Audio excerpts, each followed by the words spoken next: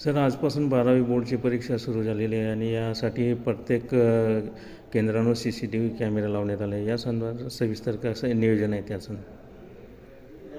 आजपासून सर्वत्र 12वीची परीक्षा सुरू होत असून जळगाव जिल्ह्यामध्ये माननीय जिल्हाधिकारी जळगाव यांच्या संकल्पनेतून ह्या सर्व परीक्षा केंद्रावरती CCTV बसवण्यात आले असून झूम मिटिंगद्वारे देखील इथून गट शिक्षण अधिकारी, गट विकास अधिकारी व तहसीलदार संपूर्ण वर्गखोल्यांमध्ये काय घडामोडी घडत आहे याबाबत लाईव्ह बघत आहे.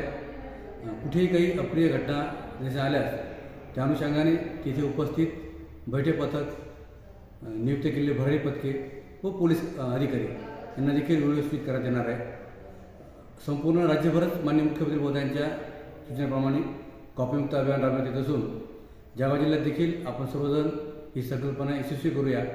आपल्या माध्यमातून पालकांना देखील आवाहन करतो की एवढ्या वर्षभर विद्यार्थी मेहनत घेतात तर त्याचा जो दृश्य परिणाम हा परीक्षेतनं बाहेर येण्यासाठी आपण देखील या चळवळीमध्ये हातभार लावावा.